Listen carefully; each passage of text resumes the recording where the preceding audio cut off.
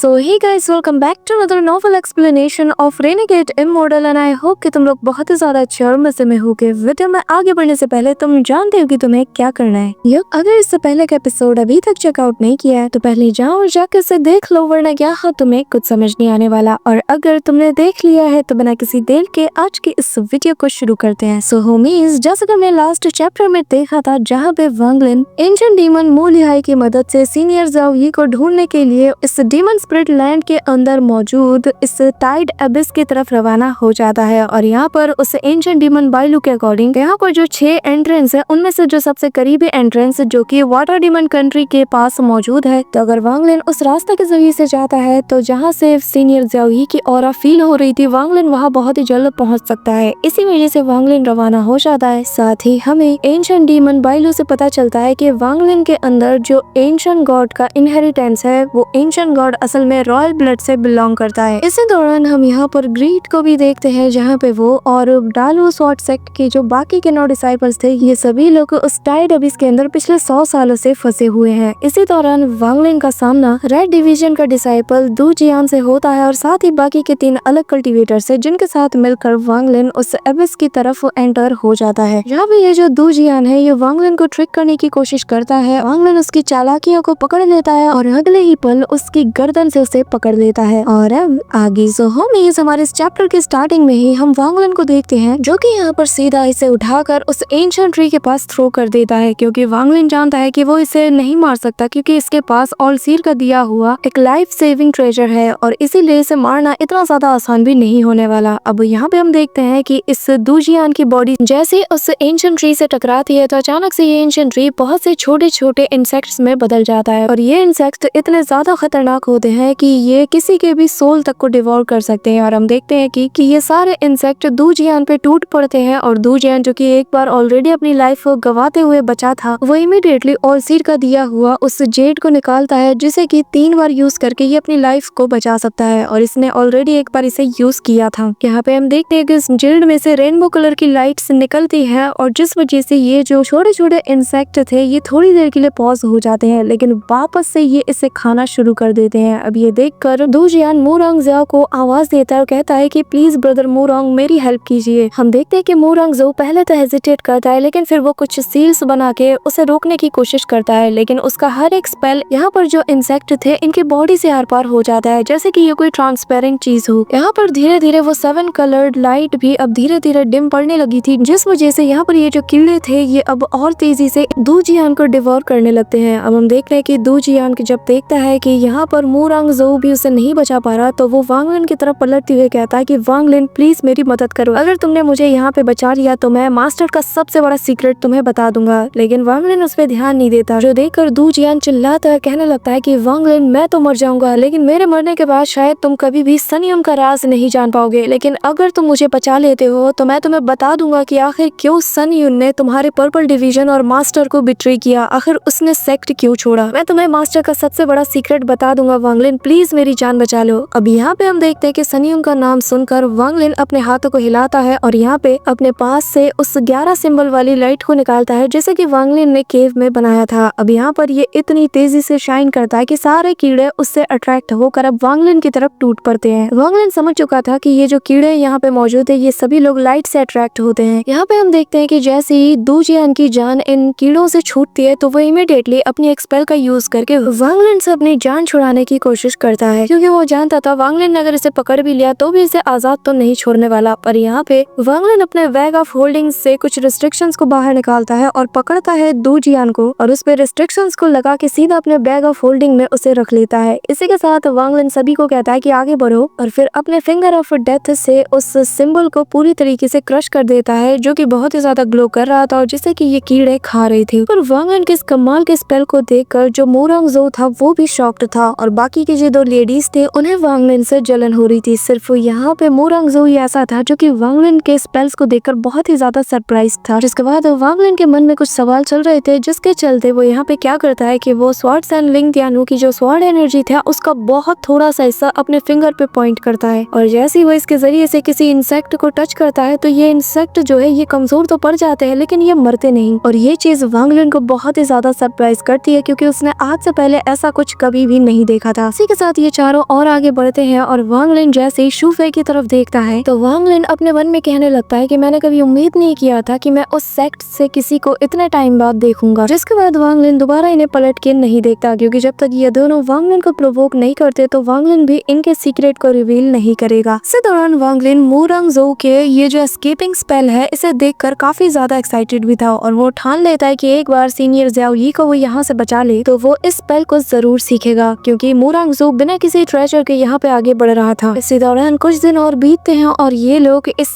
Tide Abish के बिल्कुल mid layer में पहुंच जाते हैं, जहाँ पर आते साथ ही वांग लिन को सीनियर ज़ियाओ यी की ऑरा फील होती है, लेकिन वो उसके एग्जैक्ट लोकेशन को पिन पॉइंट नहीं कर पा रहा था। इसी वजह से वांग लिन को यहाँ पर थोड़ा सा नर्वस भी फील होता है, क्योंकि वो सीनियर बाई लियू के दिए गए उससे जेड की मदद से अब आगे भी नहीं देख पा रहा था। इसी के साथ वांग लिन मूरंग जो के सामने रिस्पेक्ट के साथ उसे कहता है कि ब्रदर मूरंग जो, अब मुझे यहाँ से अपने रास्ते अलग करने होंगे, क्योंकि मुझे मेरे कुछ मैटर्स को सॉल्व करना है, तो मैं आप लोगों को ज्वाइन नहीं कर सकता और आपने काफी मेरी मदद की है, इसीलिए अगर आपको फ्यूचर में मेरी कभी भी हेल्प की जरूरत पड़ती है तो बेझिझक होकर आप मुझसे पूछ सकते हैं। यहाँ पर उसकी ये बात सुनकर जो मूरंग जो है वो बस स्माइल करता है और फिर ये लोग और डीप में जाने लगते हैं कि तभी वॉइस ट्रांसमिशन के जरिए से वांग लिन मूरंग जो को बता देता है कि ब्रदर मूरंग, चाहे जो हो जाए इन दोनों वुमेन से आप थोड़ा केयरफुल रहिएगा, क्योंकि ये दोनों कॉर्प सेक्ट से बिलोंग करते हैं और इनमें से कोई एक कॉर्प्स है जिसके पास एक अवेकन ओरिजिन सोल है। यहाँ पर मूरंग जो भी कोई भी एक्ट नहीं करता, लेकिन वो थोड़ा अलर्ट हो जाता है और यहाँ पे हम मूरंग जो को देखते हैं जहाँ पर वो अपने मन में कहता है कि कॉर्प सेक्ट ये वही सेक्ट है जिसके बारे में हर एक कल्टीवेशन प्लेनेट जानता है और ऑलमोस्ट हर एक प्लेनेट पर इनका कोई ना कोई ब्रांच है और अपने प्राइम टाइम में ये एक ऐसा सेक्ट हुआ करता था जो कि बहुत ही ज्यादा पावरफुल था। यहाँ पे हम देखते हैं कि ये तीनों और डीप में जाने लगते हैं, लेकिन जो शू फेई होती है ये जाने से पहले अपने बाल के कुछ हिस्से यहाँ इस क्लिफ के पास मौजूद एक जगह पर फंसा देती है और आगे बढ़ जाती है, पर वांग लिन ये चीज नोटिस करता है और इनके जाने के बाद वो उन बालों को पकड़कर जला देता है, जिससे यहाँ पर शू फेई के मुंह से भी खून निकलता है, लेकिन वो बहुत ही जल्द इसे हाइड भी कर लेती है और वो समझ जाती है कि वांग लिन से पंगा लेना भारी पड़ सकता है। यहाँ पर हम देखते हैं कि फिलहाल वांग लिन आगे बढ़ता है और यहाँ पे अपने डिवाइन सेंसेस से चारों डायरेक्शन को छान मारता है। वो हर एक क्रैक को देखता है, चेक करता है और यहाँ पर अपने डिवाइन सेंसेस से सीनियर ज़ियाओ यी का पता लगाता है, लेकिन उसे कुछ भी पता नहीं चलता। अब यहाँ पे वांग लिन दिमाग लगाता है और सोचता है कि सीनियर ज़ियाओ यी को लिंग तियानयू ने सील किया तो उसकी ऑरा भी यहीं कहीं मौजूद होनी चाहिए, जिस वजह से हम देखते हैं कि वांग लिन यहाँ पे अब उसकी ऑरा को सर्च करता है, लेकिन फिर भी वांग लिन को कुछ भी नहीं मिल पाता। अब यहाँ पे वांग लिन को गुस्सा आता है, वो अपने मन में कहता है कि आखिर ऐसा कैसे हो सकता है, एंशिएंट डीमन बाई लियू मुझसे झूठ क्यों बोलेगा। पर तभी वो उसका दिया हुआ जेड बाहर निकालता है और अपने डिवाइन सेंस को उसके अंदर भेजता है कि तभी वांग लिन को थोड़ा पेन भी होता है और वो वापस से अपने डिवाइन सेंसेस को उससे बाहर ले आता है और अपने मन में कहता है कि आखिर एंशिएंट डीमन मुझसे ऐसा क्यों कहेगा, वो मेरे साथ चालाकी क्यों दिखाएगा, जबकि उसके लिए तो इस वक्त सबसे ज्यादा इम्पोर्टेंट बाकी के जो एंशिएंट डीमन है उन्हें डिवोर करना है, या फिर मैं ही गलत सोच रहा हूँ। ऐसा भी हो सकता है कि वो मुझे मारना चाहता हो, पर अगर वो मुझे मारना चाहता था तो तभी मार देता जब मैं उसके सामने मौजूद था, या फिर ऐसा भी तो हो सकता है कि जितने टाइम में वो उस एंशिएंट डीमंस को डिवोर करने में लगा देगा उतने टाइम तक वो मुझे यहाँ पे फंसा के रखना चाहता हो, ताकि मौका मिलने पर फिर वो मुझे मार दे। इसी के साथ वांग लिन क्या करता है कि वो अपने पास से अपना सोल फ्लैग बाहर निकालता है और सारे के सारे सोल फ्रेगमेंट्स को वो बाहर निकालकर उसके अंदर अपने डिवाइन सेंस का थोड़ा हिस्सा डाल देता है, जिसके जरिए से वांग लिन हर एक छोटे मोटे गैप को भी अब चेक कर पाएगा। अब वांग लिन सारे सोल फ्रेगमेंट्स को सर्च करने के लिए भेज देता है और 30 मिनट बाद सारे सोल फ्रेगमेंट्स अब वापस आते हैं, लेकिन जवाब वही निकलता है। तभी वांग लिन को ख्याल आता है कि अगर मैं लिंग तियानहू होता तो मैं क्या करता। अब यहाँ पर इसी ख्याल के साथ जो लिंग तियानहू का आखिरी बचा स्वॉर्ड एनर्जी था अचानक से वो वांग लिन की बॉडी में मूव करता है, जिस वजह से वांग लिन लिंग तियानहू के जो टायरेनी डोमेन है उसका एक पीस देख पाता है। अचानक से वांग लिन की आंखों में हम टायरेनी यानी कि जुल्म और अत्याचार देख पाते हैं और स्वॉर्ड्स एंड लिंग तियानहू का जो डोमेन है ये टायरेनिकल डोमेन है। इसी दौरान वांग लिन लिंग तियानहू के थॉट्स को फील कर पा रहा था, या मैं ये बोलूं कि वो लिंग तियानहू की तरह सोच पा रहा था, और वो खुद से ही कहने लगता है कि अगर मैं लिंग तियानहू होता तो मैं ऐसे इंसान को बस यूं ही सील कैसे करता जो कि मेरे जान के पीछे पड़ा हुआ है। अगर मैं उसे सील कर भी नहीं पाता तो एटलीस्ट मैं उसकी सोल को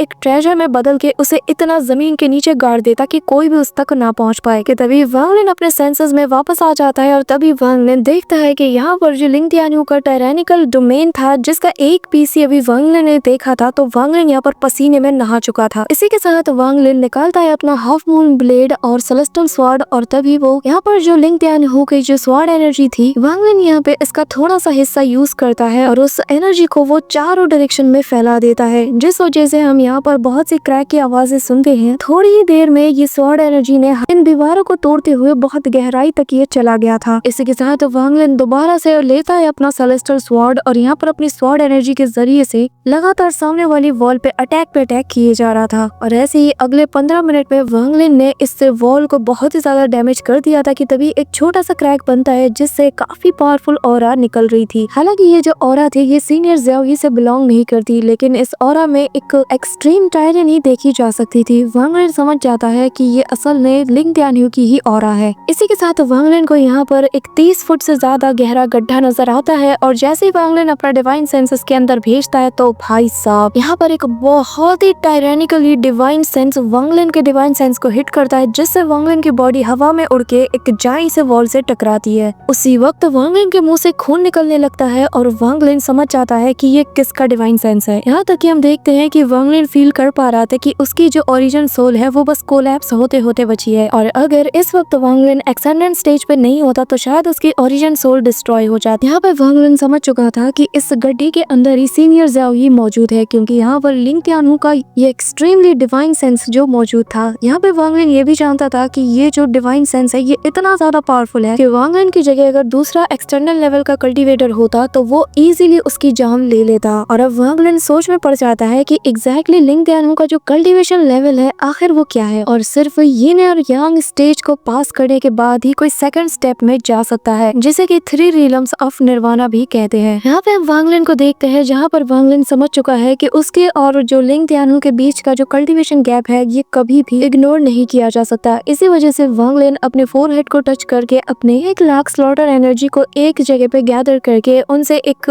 बहुत ही पावरफुल बैरियर अपने चारों तरफ बना लेता है, लेकिन वो एक स्लॉटर एनर्जी को अपने ओरिजिन सोल के अंदर डाल के उसके साथ उसे फ्यूज कर देता है। क्योंकि जैसा कि हम सभी को पता है कि भले ही वांग लिन के सारे जो ये स्लॉटर एनर्जी है ये डिस्ट्रॉय हो जाए, जब तक उनमें से एक बचा हुआ है तो बाकी सारे वो रिकवर कर सकता है। इसी के साथ वांग लिन अपने पास से कुछ सिंबल्स को भी निकालता है जिसके आसपास वही कीड़े मंडराने लगते हैं, क्योंकि ये बहुत तेज लाइट चारों तरफ बिखेर रही थी जिस वजह से ये इंसेक्ट अट्रैक्ट हो जाते हैं। और जैसा कि तुम्हें पता है कि ये इंसेक्ट ऐसे हैं कि जिन्हें कि मारा नहीं जा सकता, भले ही बड़े से बड़ा अटैक किया जाए लेकिन इन्हें मारना बहुत ही ज्यादा मुश्किल है। जिसके साथ ही वांग लिन निकालता है अपना 1 बिलियन सोल फ्लैग और इसके अंदर जो सोल फ्रेगमेंट्स थे वांग लिन इसके जरिए से भी अपने आसपास एक और प्रोटेक्टिव लेयर को बना लेता है। जिसके बाद वांग लिन यहाँ बने इस गैप के अंदर अपना पहला कदम आगे बढ़ाता है और जैसे ही वांग लिन उस गैप में पैर रखता है तो यहाँ पर लिंग त्यान्यू का जो डिवाइन सेंस है वो एक्टिवेट हो जाता है और यहाँ पे उसका ये जो टायरनी डिवाइन सेंस है ये एक स्वॉर्ड का फॉर्म लेता है और तेजी से वांग लिन को भेदने के लिए आगे बढ़ता है। पर तभी जो 100 मिलियन सोल फ्रेगमेंट मौजूद थे ये सभी लोग एक शील्ड का फॉर्म ले लेते हैं और वांग लिन को प्रोटेक्ट करने की कोशिश करते हैं। पर ये जो डिवाइन सेंस है ना ये बहुत ज्यादा पावरफुल है, तो वो बहुत ही इजीली उसके शील्ड को ब्रेक करते हुए वांग लिन की तरफ और तेजी से चार्ज करता है। और यहाँ पे इस नजारे को देखते साथ ही वांग लिन पूरी तरीके से कंफर्म हो जाता है कि शायद अब उसे और आगे नहीं बढ़ना चाहिए और यहाँ से वापस चले जाना चाहिए। पर वांग लिन यहाँ पे अच्छे से जानता था कि यहाँ पर हर इंसान की जिंदगी में कुछ ऐसी चीजें होती है जिसे कि उसे हर हाल में करना ही होता है और ये मोमेंट बिल्कुल वैसा ही था। अगर वांग लिन यहाँ से लौट के चला जाता है तो वांग लिन अच्छे से जानता है कि उसे दोबारा सीनियर ज़ियाओई को बचाने का मौका नहीं मिलेगा। फिर चाहे वांग लिन हजारों सालों की और जिंदगी जी ले या फिर 10,000 सालों की जिंदगी जी ले, लेकिन जब भी वो पीछे मुड़ के देखेगा तो उसे बहुत ही ज्यादा रिग्रेट होगा। इसी वजह से वांग लिन एक और कदम बढ़ाता है और यहाँ पर ये जो स्वॉर्ड था अब ये सीधा उस गोल्डन सिंबल्स पे टकराता है जिसे कि उन इंसेक्ट ने पूरी तरीके से कवर करके रखा हुआ था और उस स्वॉर्ड के टकराने की वजह से ये जो कीड़े थे ये आधे से ज्यादा उस गोल्डन सिंबल से झड़ के नीचे गिर जाते हैं। पर वांग लिन इन्हें कलेक्ट करके अपने बैग ऑफ होल्डिंग्स में रख लेता है और ये जो 100 मिलियन से ज्यादा सोल फ्रेगमेंट्स थे ये वापस से एक शील्ड को वांग लिन के सामने बनाते हैं। लेकिन ये जो स्वॉर्ड था ना ये दोबारा से इसे भेद कर सीधा अब ये वांग लिन के उस ब्लैक आर्मर से टकराता है। यहाँ पे हम देखते हैं कि डिमोनिक एनर्जी जो कि इस आर्मर के अंदर मौजूद थी ये तक कोलैप्स कर जाती है और वांग लिन को इतना पावरफुल झटका फील होता है कि वांग लिन को ऐसा लग रहा था कि अगर वो पीछे नहीं हटा तो वांग लिन की अभी और इसी वक्त मौत हो सकती है। वांग लिन को जल्द से जल्द कोई ना कोई फैसला करना ही था और तभी वांग लिन इस फीलिंग को ही कंट्रोल करने की कोशिश करता है और खुद को संभालता है। और तभी हम देखते हैं कि वांग लिन ने उससे डेविल की जो सोल का वो हिस्सा था जिसे कि वांग लिन अपने सेकंड ओरिजिन सोल बनाने के लिए यूज करने वाला था, तो वांग लिन क्या करता है कि इस डेविल के सोल के ऊपर वांगलिन जो इम्प्रिंट कर रहा था, वांगलिन इसके जरिए से इसे कंट्रोल कर सकता था और इतने साल में पहली बार वांगलिन इसे रिलीज करता है, जिसके बाद वांगलिन के फोरहेड से ब्लैक कलर का गैस बाहर आता है और हम देखते हैं कि एक सिंगल हॉर्न वाला डेविल का शेप यहाँ पे वो फॉग लेता है और जोर जोर से हंसना शुरू कर देता है। यहाँ पर हम देखते हैं कि उस डेविल के अंदर से हंसी तो आ रही थी, लेकिन उसकी आंखों में एक कंफ्यूजन था और वो उस डिवाइन सेंस को ही डिवोर कर लेता है। पर तभी यहाँ पर वो जो डोमेन की ताकत थी वो ब्लास्ट करने लगती है, जिस वजह से अब इस सोल को और ज्यादा पेन होता है। अब वांगलिन ये देखकर हैरान था कि तभी यहाँ पर उसका ये जो डीमन आर्मर था इसमें से भी बहुत से अमाउंट में डिमोनिक एनर्जी निकल रही थी, जैसा कि वांगलिन ने आज से पहले फील नहीं किया था। अब यहाँ पर वांगलिन क्या करता है, वो इमीडिएटली उस डेविल के अंदर जो सोल था उसे कमांड करने के लिए अपना डिवाइन सेंस उसके अंदर भेजता है और फिर उसकी सोल को वापस अपनी बॉडी में खींच लेता है, जिस वजह से लिंग तियानहुई के डिवाइन सेंस को डिवोर करने की वजह से उस एंशिएंट डेविल की सोल का ये पीस अनस्टेबल होने से बाल बाल बचता है। इसी के साथ हम देखते हैं कि वर्मलिन वापस से 100 फीट और करीब जाता है और हम देखते हैं कि लिंग तियानहुई ने यहाँ पर डिवाइन सेंस का जो रिस्ट्रिक्शन था वो एक नहीं बल्कि एक से ज्यादा भी लगाए थे और अब थर्ड रिस्ट्रिक्शन यानी कि डिवाइन सेंस वाला वेव वांगलिन की तरफ बढ़ता है, जिसे देखते साथ ही वांगलिन समझ चुका है कि सिर्फ डिफेंस करने से काम नहीं बनने वाला, मुझे जल्द से जल्द अगर आगे बढ़ना है तो मुझे अटैक भी करना होगा। इसी वजह से वांगलिन के पास अब जो कुछ भी बचा था वांगलिन उसे भी निकाल देता है, जिसमें कि अंडरवर्ल्ड रिवर समेत वांगलिन के बाकी के बीस्ट और ये जो थंडर बीस्ट था वांगलिन इन्हें भी निकाल देता है। साथ ही यहाँ पर वांगलिन को थोड़ा रेस्ट मिल गया था, इसी वजह से जो स्लॉटर एनर्जी थी ये वापस से रिकवर हो जाती है। वांगलिन सभी के सभी लाइफ फोर्स सील्स को यहाँ पर कंबाइन करके एक स्लॉटर एनर्जी में कन्वर्ट करता है और हम देखते हैं कि वांगलिन सारे स्पेल्स का यूज कर देता है। थंडर बीस्ट से लेकर सेलेस्टियल बीस्ट सभी लोग एक साथ सीधा उस डिवाइन सेंस की तरफ चार्ज करते हैं और वांगलिन के इतने सारे एक्शंस की वजह से पूरा का पूरा ये जो टाइड अबिस है ये कांप उठता है। यहाँ तक कि डीप डाउन मोरांगजो और वो दो फीमेल कल्टीवेटर्स ये भी इस पावर को फील कर पा रही थी और ये लोग तो बुरी तरीके से डर के मारे कांप उठते हैं, क्योंकि यहाँ पर शू फेई ने वांगलिन को छेड़ा था और वो जानती है कि वांगलिन को उसने गुस्सा दिलाया है तो वो इससे बदला तो जरूर लेगा। यहाँ पर जैसे ही वांगलिन के सारे स्पेल्स उस डिवाइन सेंस से टकराते हैं ना तो वो कड़ाकेदार आवाज निकलती है कि यहाँ पर फायर डिमन कंट्री के पास जो एग्जिट मौजूद था जहाँ पर कि ग्रीड और उसकी पूरी की पूरी टीम फंस चुकी है, उनको भी ये आवाज सुनाई देती है और ग्रीड अपनी आंखें खोलता है और कहने लगता है कि क्या लिंग तियानहुई यहाँ पे आ गया, आखिर मुझे अभी अभी उसकी ऑरा कैसे फील हुई। पर तभी उसे रियलाइज होता है कि भले ही ये उसकी ऑरा हो लेकिन साथ में उसे किसी और की भी ऑरा फील हो रही है। यहाँ पर ग्रीड थोड़ा सोचता है और कहने लगता है कि ऐसा लगता है कि मैं इस बंदे को जानता हूँ, लेकिन ये कौन है। पर तभी ग्रीड इस बात पे ज्यादा ध्यान नहीं देता और अपनी आंखें बंद कर लेता है। इसी दौरान सीन शिफ्ट होता है और हमें डालवो स्वॉर्ड सेक्ट के अंदर लिंग तियानहुई को दिखाया जाता है, जहाँ पे सडनली वो अपनी आंखें खोलता है और वो बहुत ही शॉकिंग वे में कहता है कि आखिर उस सील को कोई ओपन कैसे कर सकता है, मैंने तो इसे काफी अच्छे वे में सील किया था, तो आखिर कोई उसे कैसे ढूंढ सकता है। पर तभी उसके मन में ख्याल आता है, वो कहता है कि खैर अगर किसी ने इसे ढूंढ भी लिया तो भी इससे फर्क नहीं पड़ता, जब तक वो स्वॉर्ड स्पिरिट खुद से मरने की इच्छा रखता हो तो भला कौन ही उसे बचा पाएगा। और फिर वो थोड़ा सोच में पड़ जाता है, लेकिन अगले ही पल वो अपनी आंखें बंद कर लेता है और कहने लगता है कि जब तक वो स्पिरिट मरने की इच्छा रखता हो कोई भी उस सील को नहीं तोड़ सकता। इसी दौरान हम उस टाइड अबिस के अंदर वांगलिन को देखते हैं, जहाँ पर उसकी हालत बहुत ही ज्यादा खराब हो चुकी थी। हालांकि उसने इस थर्ड डिवाइन सेंस को भी पूरी तरीके से रोक लिया था, लेकिन इसके लिए वांगलिन को बहुत बड़ी कीमत चुकानी पड़ी थी। उसका जो थंडर बीस्ट था इस हमले में वो भी ब्लास्ट हो गया, साथ ही उसका वो जो सेलेस्टियल बीस्ट यानी कि वो जो थंडर बीस्ट जो कि आगे चल के इवॉल्व हो गया था वो भी अपने कैरियर में वापस चला गया और वांगलिन की ये जो मेरिडियंस थे ये अब बीच बीच में ब्लॉक हो चुके थे, जिस वजह से सेलेस्टियल स्पिरिचुअल एनर्जी अब पहले की तरह वांगलिन के अंदर स्मूथली फ्लो नहीं कर पा रही थी। यहाँ पे हम देखते हैं कि डिवाइन सेंस के बीच से एक पैथ बन चुका था, लेकिन स्लोली ये पैथ भी अब पूरी तरीके से क्रॉस होने लगता है और वांगलिन यहाँ पे रुकता नहीं, वो इमीडिएटली किसी मीटियोर की तरह उस गैप में से होते हुए सीधा उस गैप के और डीप में जाने लगता है। इसी दौरान यहाँ पर लिंग तियानहुई का ये डिवाइन सेंस वांगलिन के कानों में कहने लगता है कि तुम जो कोई भी हो लेकिन तुम आज यहाँ पे नहीं बच सकते, तुम मरोगे। और लिंग तियानहुई की ये वॉइस जैसी वांगलिन के कानों में जाती है उसकी ओरिजिन सोल भी यहाँ पर बुरी तरीके से कांप उठती है। वांगलिन के मुंह से बहुत सा खून भी निकलता है, पर तभी अचानक से वांगलिन निकालता है अपने पास से वो सेलेस्टियल ब्रश और यहाँ पर स्ट्रोक्स बनाना शुरू कर देता है। इसी के साथ वांगलिन यहाँ 1 से लेकर 7 तक स्ट्रोक बनाता है, लेकिन ये जो सिंबल्स वांगलिन ने इस वक्त बनाए थे ये पहले वाले से काफी ज्यादा डिफरेंट थे। वांगलिन जब इन्हें बना रहा था तो वो फील कर पा रहा था कि इसकी बॉडी से जो सेलेस्टियल स्पिरिचुअल एनर्जी है वो बहुत तेजी से निकल रहा हो और इन सिंबल्स में जा रहा हो। और यहाँ इस सिंबल्स में देखा जा सकता था कि जैसे कि पूरी यूनिवर्स की ताकत इस इसमें मौजूद थी और ऐसा सिर्फ हेवनली सिंबल्स या सेलेस्टियल सिंबल्स में ही देखा जा सकता है। जब एक सेलेस्टियल सिंबल को एक सेलेस्टियल ब्रश के जरिए से सेलेस्टियल स्पिरिचुअल एनर्जी के साथ बनाया जाए तो इसे एक सेलेस्टियल स्पेल के रूप में कंसीडर किया जाता है। यहाँ पर हम देखते हैं कि इस सिंबल से इतनी तेज रोशनी निकलती है कि जो वाटर डीमन कंट्री का जो एंट्रेंस होता है ना इस एबिस में जाने का, वो तक ग्लो करने लगता है। अब हम लिंग त्यानहू के उस डिवाइन सेंस को देखते हैं जो अचानक से उसी का फॉर्म लेती है और लिंग त्यानहू वॉक करते हुए सीधा वांगलिन की तरफ ही बढ़ता है, पर तभी वांगलिन इस स्ट्रोक को उसकी तरफ थ्रो करता है और जैसे ये दोनों आपस में कोलाइड करते हैं यहाँ पर एक बहुत बड़ा एक्सप्लोजन होता है जिससे लिंग त्यानहू का ये जो डिवाइन सेंस था ये बहुत ज्यादा कमजोर होता है, लेकिन ये फिर भी इतना ताकतवर था कि वांगलिन की जान ले पाए। तो यहाँ पे वांगलिन की तरफ अब ये डिवाइन सेंस तेजी से बढ़ता है, पर वांगलिन ने ये जो सिंबल अटैक किया था ये एक हेवनली सिंबल यानी कि सेलेस्टियल सिंबल के रूप में कंसीडर की जाती है। इसी वजह से इसके अंदर बची कुची जो ताकत थी वो अब वापस से एक जगह पर गैदर होती है और यहाँ इस स्वॉर्ड के आसपास एक नेट टाइप का बनाकर इसे रोकने लगती है। वहीं दूसरी तरफ वांगलिन पलट के नहीं देखता और उस गैप के बिल्कुल डीप में पहुंच जाता है और किसी मीटियोर की तरह सीधा सीनियर ज़ियाओई के सामने पहुंच जाता है जिसकी बॉडी पूरी तरीके से पर्पल नजर आ रही थी और वांगलिन उसकी ऑरा को फील करते साथ ही चिल्लाते हुए कहता है कि सीनियर ज़ियाओई मैं आ गया। सो